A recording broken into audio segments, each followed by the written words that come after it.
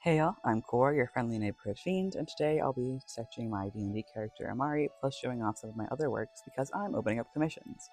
I'm currently in the process of moving, so the extra income from commissions would be super appreciated, so without further ado, let's get into it.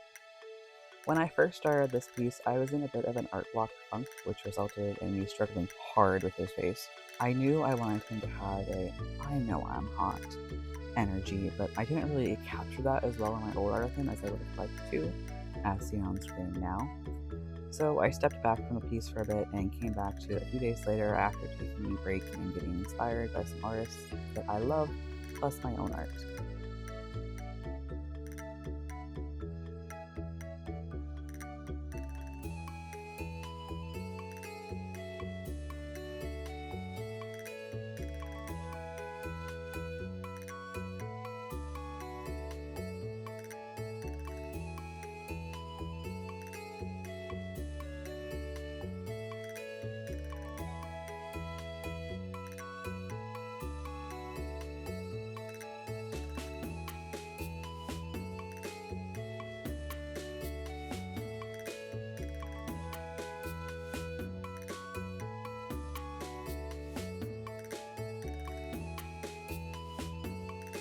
With my newfound energy, I got a reference that I happened to find while scrolling through Pinterest and went to town.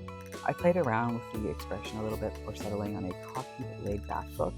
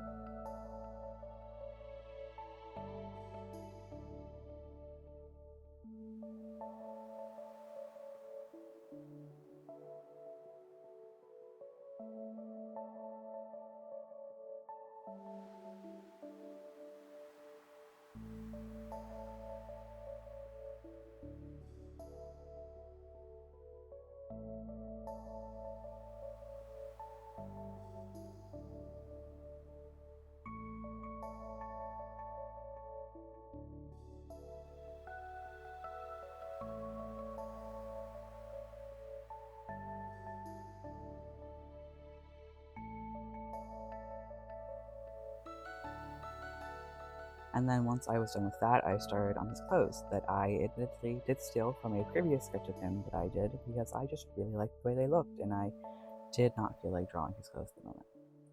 Eventually, I will draw his different outfits, but for the time being, I just edit it to fit the new pose and then build around the details and such for a bit before getting started on his two other forms.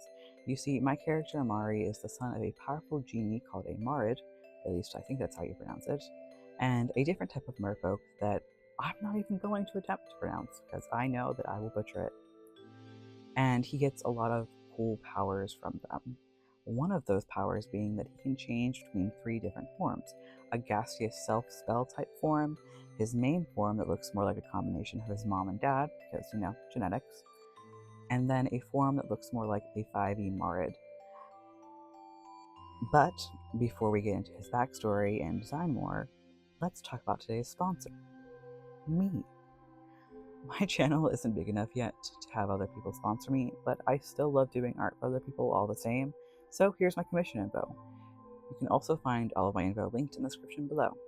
I have my website set up into 3 sections: the real important stuff, such as my terms of service and my pricing, then my portfolio so you can see all of my best art, and a contact section so you can hire me.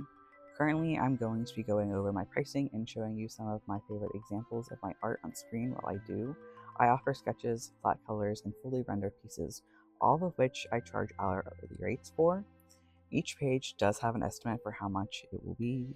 For example, a full body sketch is typically around $40, while a full body rendered piece typically goes for around $150, if not more, depending on how complex it is. When you first reach out, I'll ask for a description of what you want and any references you have. Then I'll send you an invoice for the sketch phase of the process once we've gotten that all figured out. You can make as many revisions you want during this phase. After all, I want this to be perfect for you.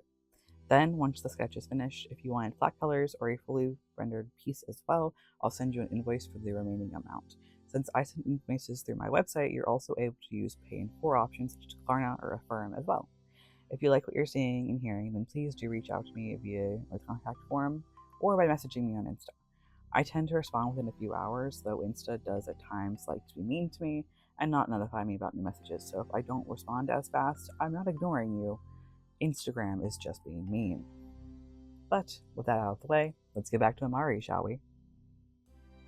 For Amari's second, more elven form, I wanted him to have longer, fancy hair, and also to show off all his scars, as this is the only form you can see them in. His hair does have those thin braids that go and tuck around, kind of similar to a crown, and then 2 that just hang down. They were very small, so I didn't detail them in the basic sketch. In the second part, where I fully render all of this, you'll see what the vision. But with that out of the way, dark backstory time, shall we? The lightning-like scars are from when he and his family were attacked by a power-hungry wizard. Him and Malik, his father, were able to escape, but unfortunately his mother, Ashba, was killed trying to defend them. After seeing this, Malik fled with Amari, using his ability to teleport to different realms, where he eventually left Amari with a kind young bard named Agnes that had just started running an orphanage in Baldur's Gate. Malik erased all of Amari's memories and left to another realm to hide, thinking that hiding him away would keep him safe. After this, Agnes raised Amari, and he grew up very fond of her, with a lot of admiration, and would eventually follow in her footsteps to become a powerful bard. As he grew more powerful, Agnes felt he deserved to know and thought he could defend himself. So, she gifted him an amulet that his father had left for him, that once put on would alert him and slowly start to unlock his past memories. For a time, Malik just watched after Amari through the amulet before finally deciding to reach out, causing Amari to regain all of his memories and, leading him to multi-class and to a cleric in honor of his father. His current mission is to avenge his family and bring back the glory they once had, though he is going about that through rather questionable means. After his memories returned, he unlocked his third form, which is in essence his true genie form, though because he isn't a full genie, he can't hold this form for long periods of time. This form works similarly to the spell gaseous form, except the physics of it work more like a non-Newtonian fluid. So when he isn't interacting with things, he's this light, flowy gas. But when he goes to punch you, it feels like a rock. And then since he is so much lighter in this form, his hair floats. And I did struggle a little bit with drawing this, but in the end, I'm quite happy with how floaty and all over the place it looks, since his hair isn't as weighed down. But that's all for now. I'll do a second part where I color all of this and make him a full character page, and I'll tell you more about the campaign he's in, and him as well. For now though, what do you think? Do you have any questions about him? Any suggestions? I would love to hear your thoughts on him. He is my child and I want to talk about him more. I don't get to talk about him enough. It's devastating.